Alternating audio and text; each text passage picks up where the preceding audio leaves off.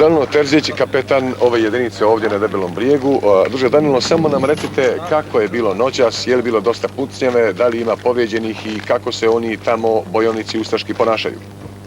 Pa bojovnici su dosta daleko, mada ima po koji još da se nalazi po ovim brdima koji izaziva još nered. Pucnjave je bilo, žrtava nije bilo, ranjenih nije bilo, uglavnom bilo Ovo je je tako noć i evo ovi... hladna i teška noć. A jutros ništa novo, jel? Ništa novo, čekamo dalje naređenje. Hvala lijepo. Samo još jedno pitanje. Čitavu noć je s ove druge tamo strane gorjelo, tučeni su položaji ustaških bojovnika, jel? Bio je veliki požar i non stop su bile detonacije. Mi smo držali ovaj položaj prema selu gdje nas pokrivaju naše desne snage, armija s naše lijeve strane, tako smo čisti se taj teren. Čisti se taj teren i mi smo došli ovdje čišćeći teren, tako da niko nije došao nekim prevozom, nego kako se ide u ovakvim okolnostima. Hvala najljepša. Molim, zdravo. Drug Damjan Turković, načelnik javne bezbjednosti u Herceg Novom, i samo za vas jedno kratko pitanje, recite nam, od kad ste vi ovdje? Mi smo juče od 16 časova jedinice milicije Centra bezbjednosti Herceg Novi i Ministarstva unutrašnjih poslova Crne Gore nalaze se na čitavom prostoru Centra bezbjednosti Herceg Novi. I šta se dešavalo, šta ste vi radili, šta se dešavalo od sinoć do evo jutros 9 sati i 10 minuta? Pa jedinica koju ja komandujem ovdje od juče vrši pretragu terena i nalazi se na ovom prostoru tako da bi bile bezbjedne komunikacije i dio prostora do jedinica JNA i teritorijalne obrane.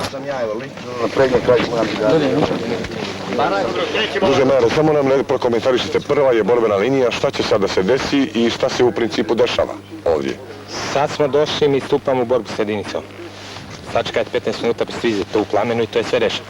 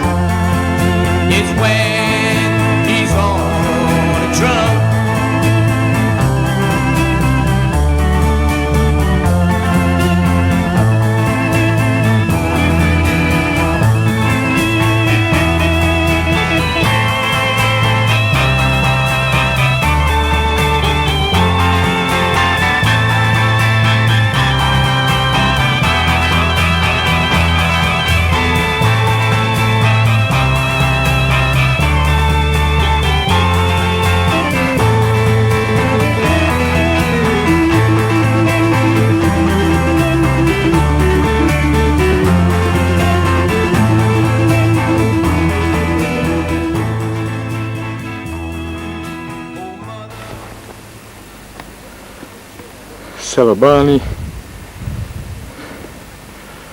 utvrda gornjega Konavlja.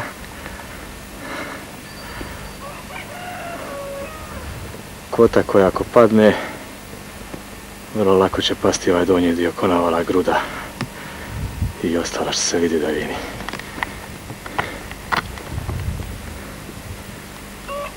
Konavolsko polje. Prema riječima gardista i stanovnika iz Bana, Dubrovnik se i Hrvatska brane ovdje. Poviše nas mala su položaj naših i četničkih formacija. Pitama Konavolska dolina koju divlje četničke horde žele da porobe, pobiju i opljačkaju. Selo Bani, zadnje selo prema četničkim položajima na koje se sada penjemo. Međutim, Konavljanima nisu nepoznati četnički i ostali crnogorski elementi srpski, jer su vodili vjekovne ratove i borbe s njima. Tako da su ljudi izuzetno spremni od onoga najstarijega Marka Trtomana 72 godine do njegovog sina od 15 godina.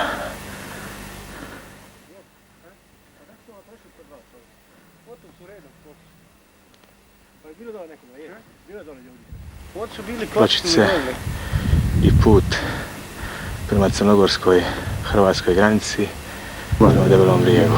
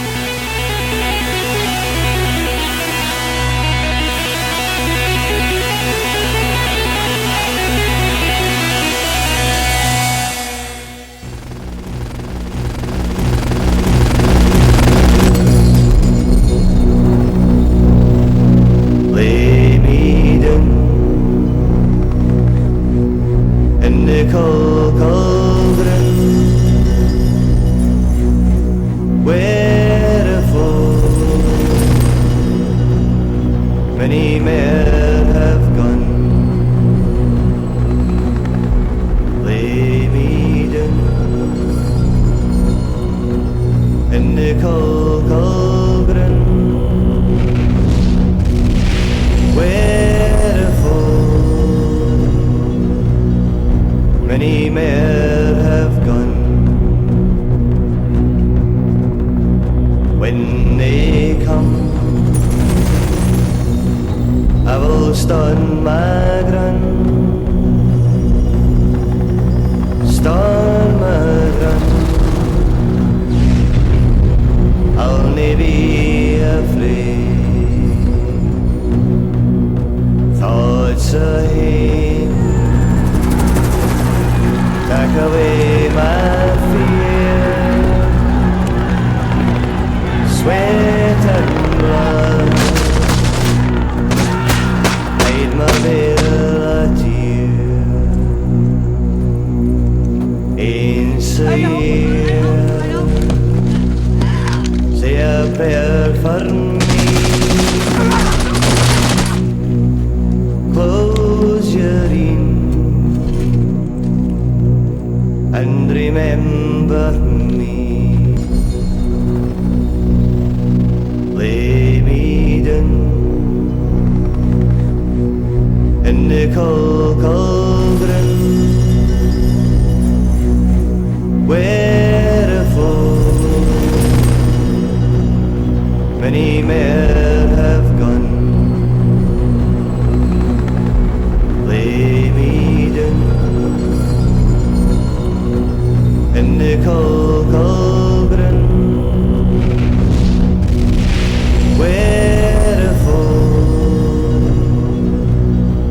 many men have gone. When they se Božo Raguš, nalazimo se na položaju u Banjima gdje smo ratne godine 1991. došli 15.9.1991. Tu smo bili do 29. smo se povukli.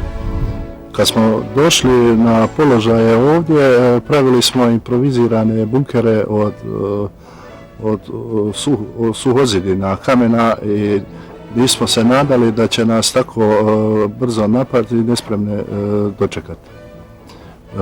Tu smo bili do 29.9. se povukli, a imali smo od policije sa Grude smo dobili minobacač od 60 mm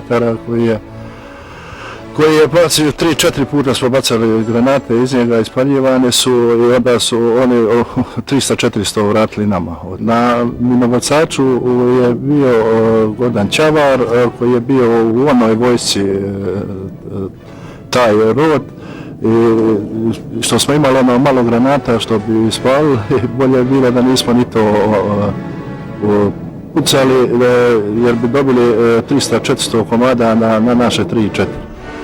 Bili smo naoružani dugim oružjem, kalašnjikov i ako smo imali koji snajper i tako, vidjeli smo da smo u podređenom položaju mimo njihovo naoružanje koje su oni.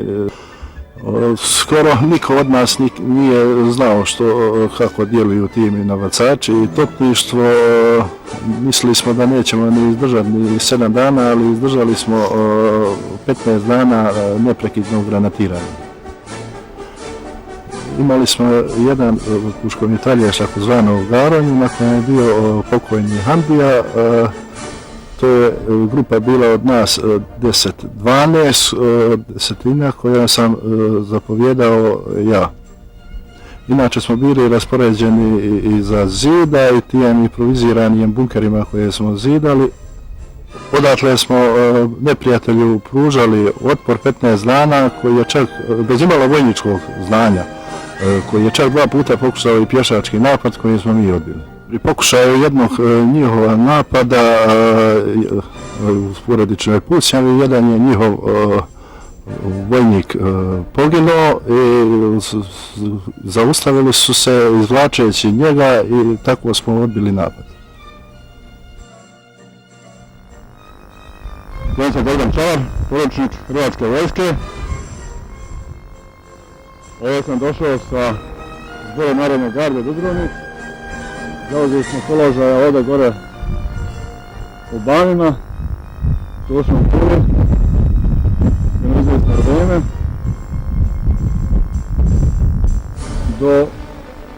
dok nisu popustile crte u Dubravci i na Dobrom brijegu. Kad su popustile crte na Dobrom brijegu i Dubravci, mi smo se povukli do svojeg mjesto. Došao je potpuno Ivica Koprivica sa Zdajicom i mi smo se povukli do Grude, do Radovčića i tu smo poslije zauzeli položaje. A ovdje smo bili sa minobacačima, jedino 60 mm, ispalamo 1-2 granate, dopremo 1-30. I tako da je bilo ovdje neizdrživo, držati položaj i mi smo imali potpuno do ranije Kovača koji je bio nas 200 metara šume i on je s nekim mitraljem sve dao njima tamo vrlo neugodne.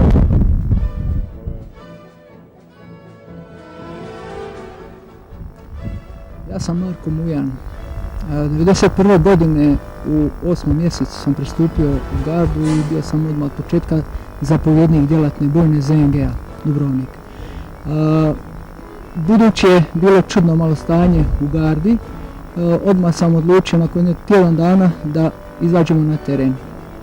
Izašli smo na teren Lisačkih rudina, potom smo nakon nekoliko dana otišli do sela Čepikuća u jednom popodnji. Malo šale i išao neke zezancije, ja kažem dobro, ako dođemo tamo u tom vremenu, onda ćemo tamo napraviti sebi novu bazu. I tako je bilo. S tim da smo tamo upoznali jednog starog čovjeka koji se zove Dajđa, kasnije bio naš, kako bi to rekli moderno, politički u početku, odnosno prije bi rekli komisar. Da skratimo priču, znači ovdje što se Konavala tiče, mi smo imali položaje, jedan je položaj prvo bio na Debelom brijegu. Taj položaj na Debelom brijegu je trebao po jednoj koncepciji ostati na Debelom brijegu i to da ga drži kompletna bojna kad se napuni do broja od 400 ljudi, do tog broja nikad se nije ni popunjeno, znači 200 ljudi je bila bojna popunjena. Drugi koncept je bio taj, a podržava ga upravo Dajđa, da se mi formiramo u skupine do 50 ljudi, 30 do 50 ljudi koje su samostalno djelovale i držale na početku rata, znači pet puteva do Dubrovnika. Znači od Vitaljine Molunta, znači tu Bana, u dubrovačkom dijelu, znači dolje iznad Dubrovnika Brgat, Osojnik i zadnja ova peta skupina Čepikuća. Što se tiče ljudi koji su bili tu angažirani, imali smo izvanredne gardiste, proizveli smo ih vrlo brzo u roku skoro mjesec i po 2 dana, iako obuka počela i nešto prije, ali mi smo to intenzivirali. I naravno zapovjednike. Svaki od zapovjednika tih famoznih vodova su bili samostalni. Što se tiče Konavala, skupina, odnosno satnija koja je bila pretežito u Konavlima, bila je pod zapovjedništvom Zvonimira Vranca, kojem je nadimak Mačak, on više nije živ. I on je meni jednom prigodom rekao, tu imamo krizni štab, Ivica Mrđen je zapovjednik i znate zapovjedniče, mi smo dogovorili kako će tu obrana se formirati i teći. Znači u Konavlima je istaknut položaj bio na Banima i to je bio položaj križ. Zanimljivo je da onom konceptu koji smo govorili, mi smo trebali biti nekoj ravnici, a ovaj koncept bio da mi zauzmemo uzvisine i to se pokazalo izuzetno dobrim.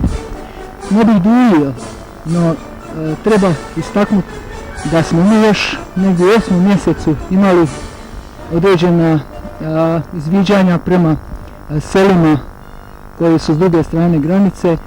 To su sela Prijevor i Malta i Joško Čelan je u jednom svom članku istovremeno napisao poslije tog našeg izviđanja ono što smo mi tamo zapazili. Zapazili smo krcato vojske. Znači tamo je bilo selo puno vojske, svi su bili naoružani.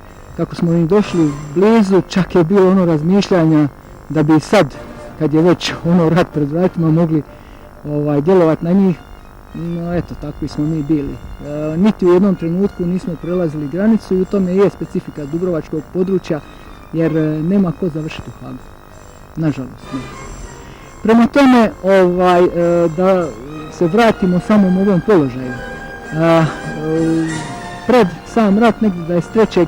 su već počela djelovanja, 25. su bila djelovanja intenzivna.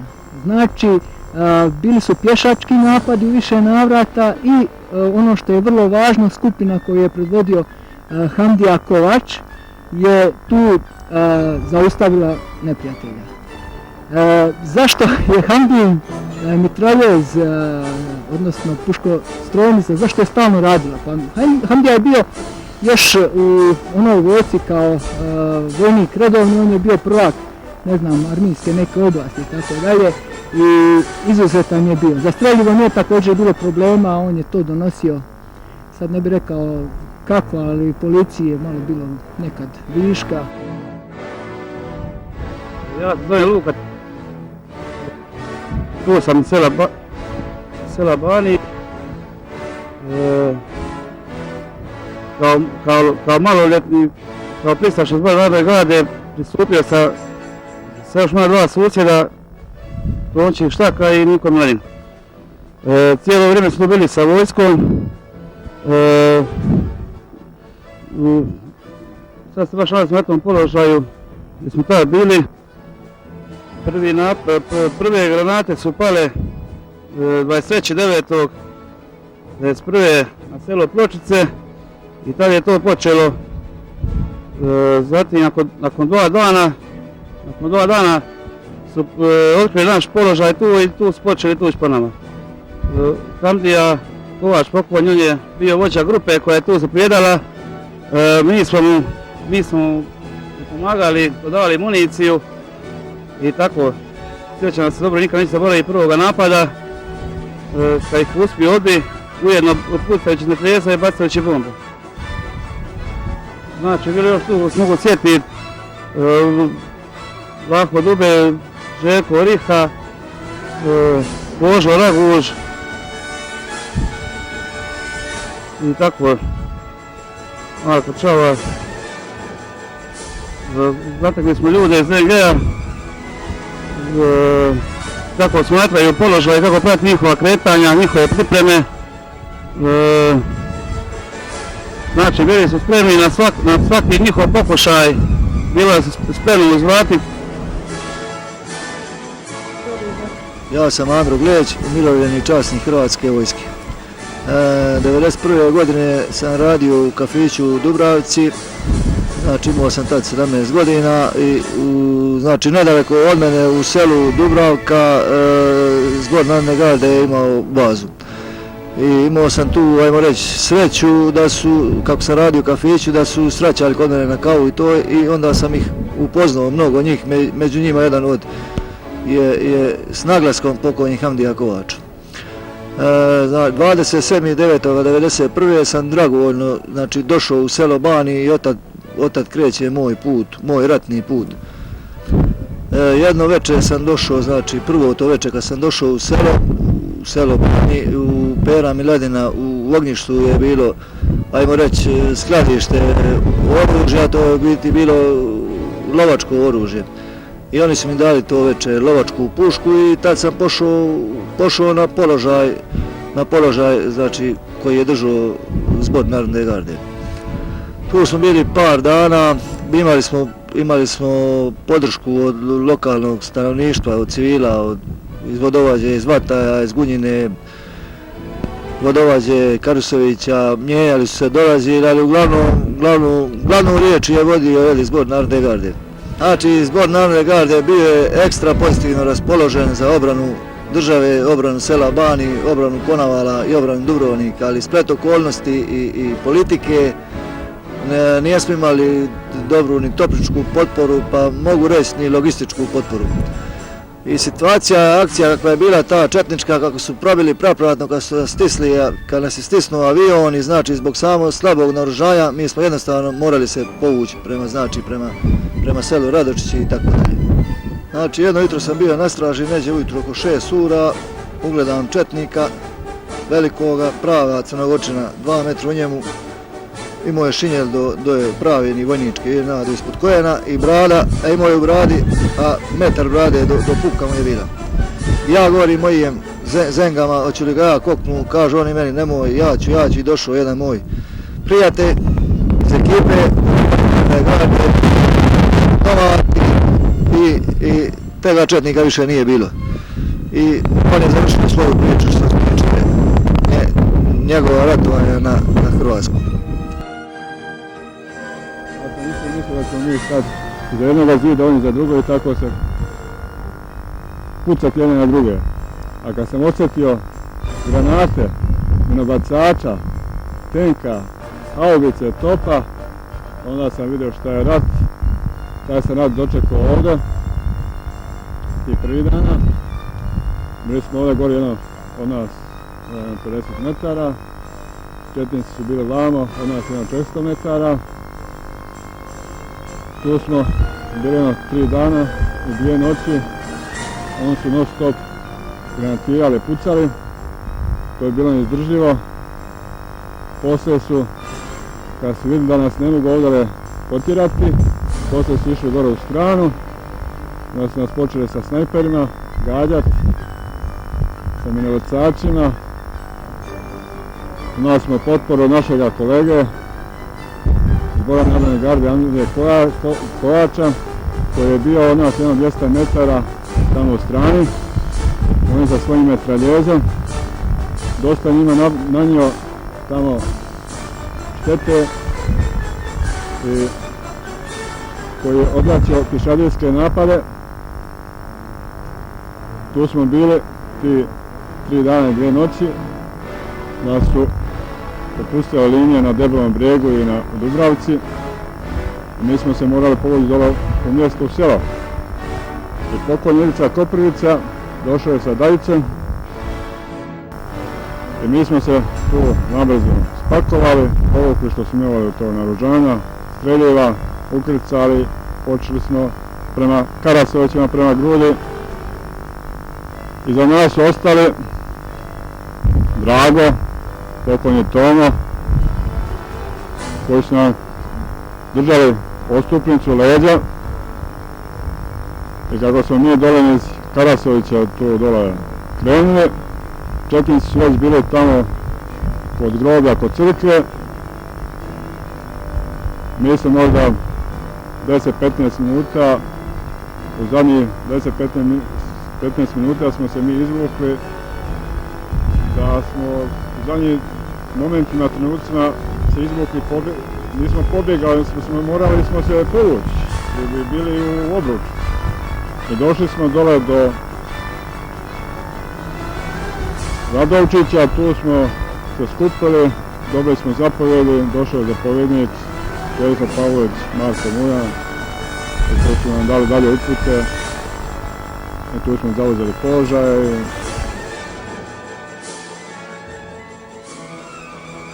29.9. smo se izvukli, odatle morali smo napustiti položaj zato što smo ostali u potkovi.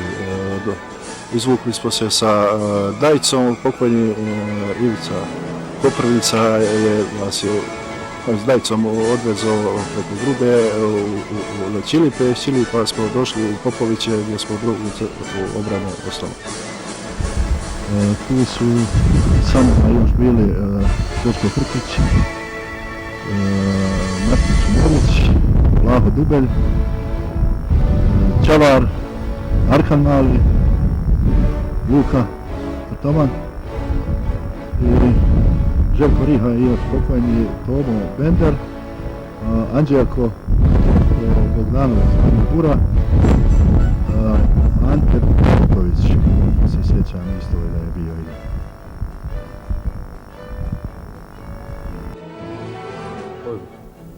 ja sam Niko Štaka iz sela Ban. Prije, dok je počelo pucati jedno 15 dana, bilo je zazvana skupina u školi vodovađa civilne zaštite. I onda je bilo tu i dobrovoljaca koji su se javljali da će i ženski se javljalo koje će i one pomagati i pomagaju se da se borimo protiv četnika.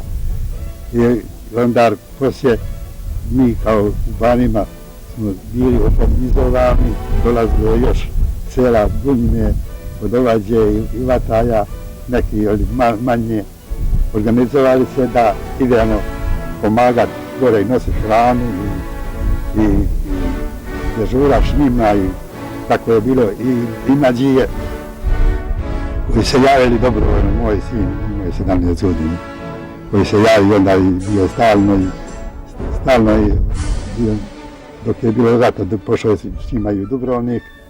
Gore ostao u ovom brdu, gore u Srebrda je ostao još sa dvojicom na izvidnici i mene je baš on zafrknuo da ja i da me zarobu u četnici. Došli u selo, svi se iskupili od s položaja, gleda nemam Tončeka si, pitam Andra Gređa i ga gdje vidio, kaže nisam niđe. Što ja mislim, ko zna, možda je poginuo, nema. Ja govorim ovom komandiru, ja ne sjećam se kako se zvao, mogu li poći doma da vidim gdje je, da nije došao doma, tamo u kuću ili to. Pošao ja doma, oni već pošli, tako ja ostao, oni pošli doje s kamionima, nic pa je brzo, sve su i pratili doje topovi, granate, i pratili, ja ostao u selu. Kad nije prošao ni pola sata, kad evo ti dolaze četnici, neki najprije okopnjakom, a ja mislio se sakriti u magazinu jedan badanj, a čujem go doje, pa nekako mi zapao opanak između dva badnja, a promisli se, a da zapalo u sapa da dođe zgori i udalim se. Samo sam izašao, na sreće je bio golokud u kuzu ispod kuće, odmah na jednome doći, a on skočio u onih dolat, doje i okopnjak poruše mene.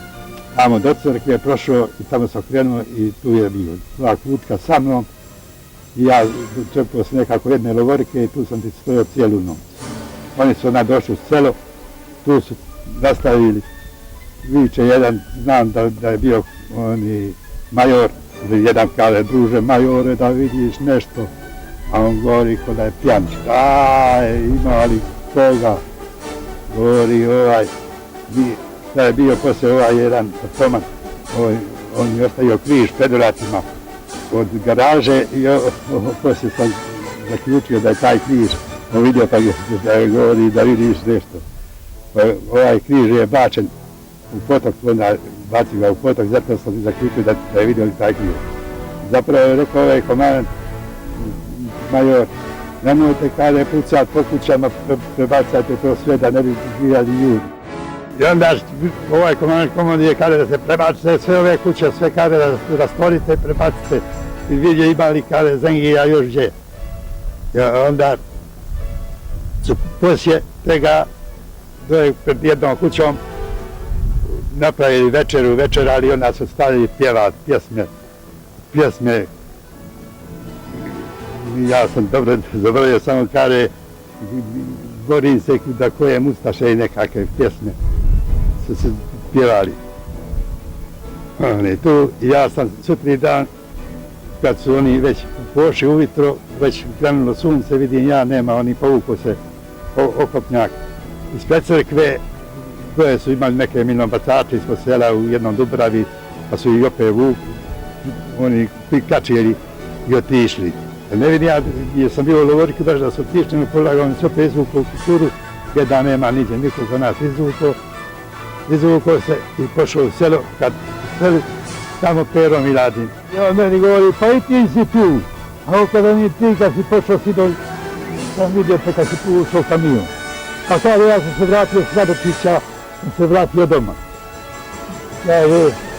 Ja sam bio, kaže, doveo me Komajić, u Ramadama na vrata, kaže, i pošao sam uzvodom i bio sam gore u brdu, kaže, sve sam gledao, kaže, šta se radi u Bani. I tako se puta ja, kad sam bio do Radočića, ja sam vidio sina, iđe, Tonček. Kaže, nije sam, da vidio niđe. Mislim, šta ću ja, ili nema i luda niđe u cijelu Čepošicu, prema, šta ja znam, to je prema Belom brijegu, prema Grudu. Nema više nijednog četnika, nema nijedne vojske, nikakve jati, privati, dvije krave i jedno 5-6 koza i vođe do ovih položaja. Neću li nađe sina mrtav, mislim mrtav je, kad ne znam gdje. I onda poslije nema niđe ništa, vidim neki avion gore, ne helikoptera, dva, jedan vojni, jedan bijeli, jedan za drugijem. Vidim gore brdo, ja se krijem, nisam dobro ni gledao šta su oni gore smatrali brdom. Gore oni je brdom, ali poslije mi sin pričao, da sam poslije 2 mjeseca, 3, našli u Dubrovniku, pričao mi je gdje je bio i gdje je gore bio u brdu na izvidniku. I kako su bakovi četnici, kako je došao Fandija, još jedan sa njime. i da su ona zapucali na njih i da povukli se, da su dvoje četnici, predajte se. Da je Handija rekao, i sad bijelu zastavu, nemam bijelu zastavu, kaže bijelu majicu, na meni je sve crno, i onda ih zapucao, onda su poležali, i onda smo mi izvukli se, kaže, dolje i tako pobjegli. Ja sam vidio kombi koji je došao ispod sela, ali što sam znao, nisam znao da su to načini, mislio sam da su četnici. I tako sam ostao ja u selu i nakon 8 dana me zarobili četnici i odveli me u Morinje. Tamo sam bio u Morinju jedno 15 dana. Znači, Hamdija je sa svojom skupinom predvodeći je zaustavio nekoliko pješačkih napada. Negdje poslije 25. mislim 26. nakon tih napada bio sam i sam nazočan obilasku postrojbe tu na položaju.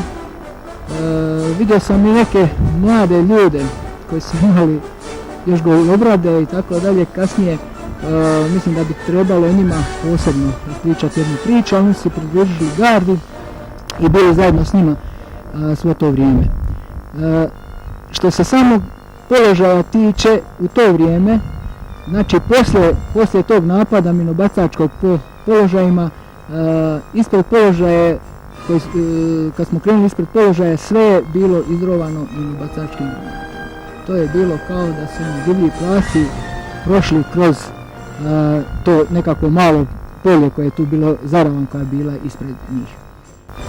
Znači položaj je bio itekako branjen, na položaj se u više navrata napadalo i narednih dana.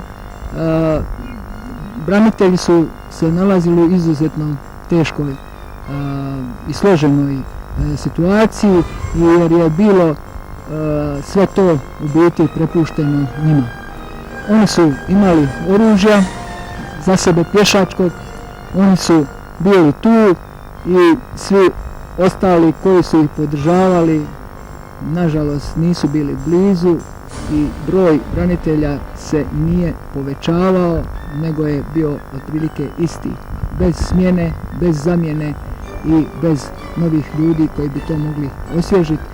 Tako da je izuzetna sreća što su oni tu našli i što su izdržali više dana.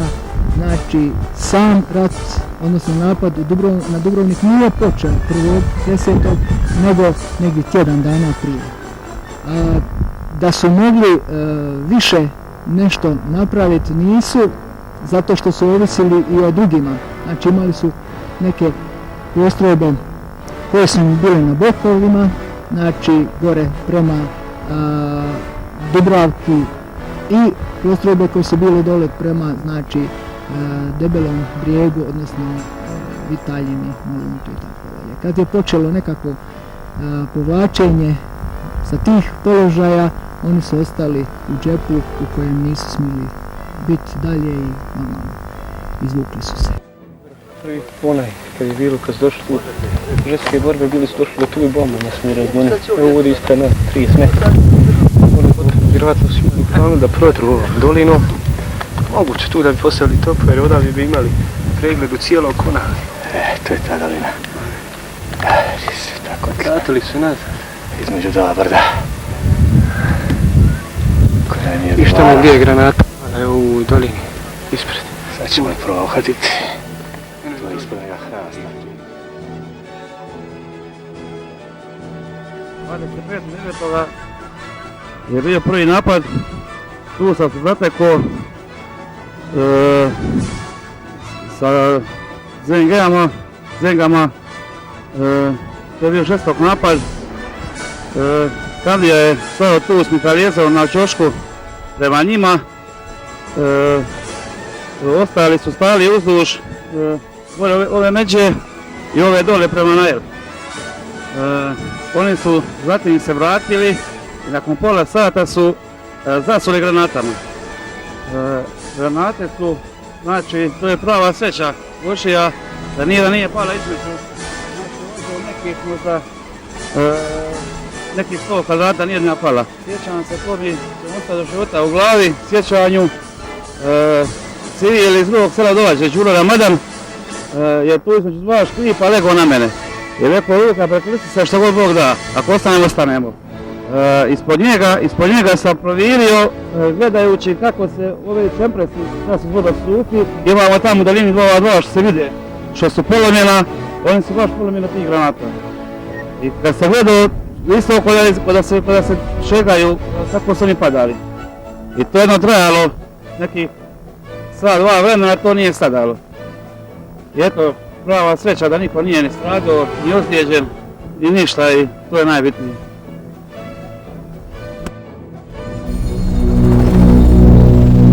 Lay me down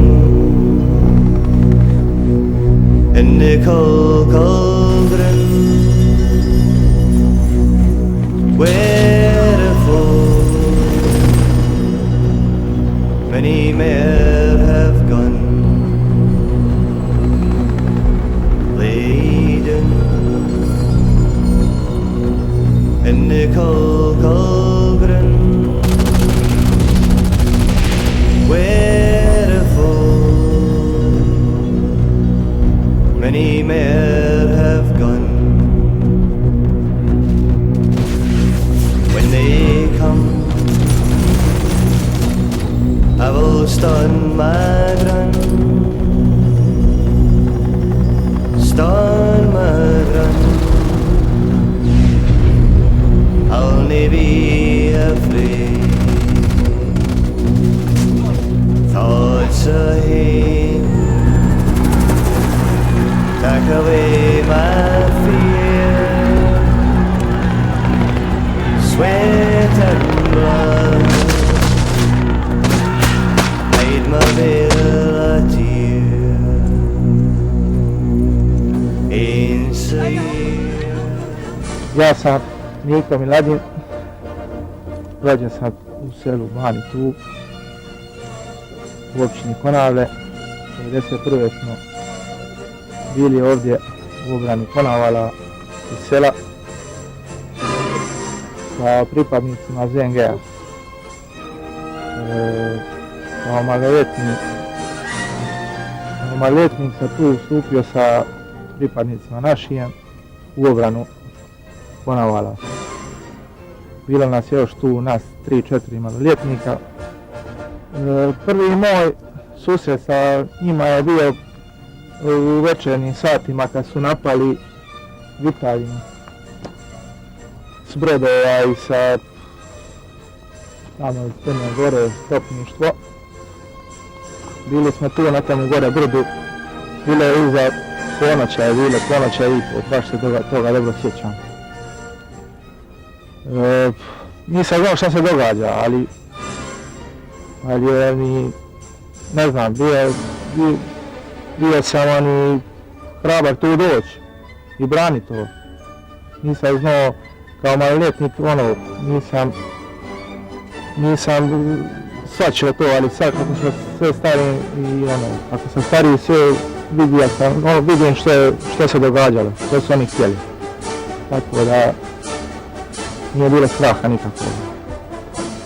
I moja uloga je tada bila opravdana. I sad bi se onako.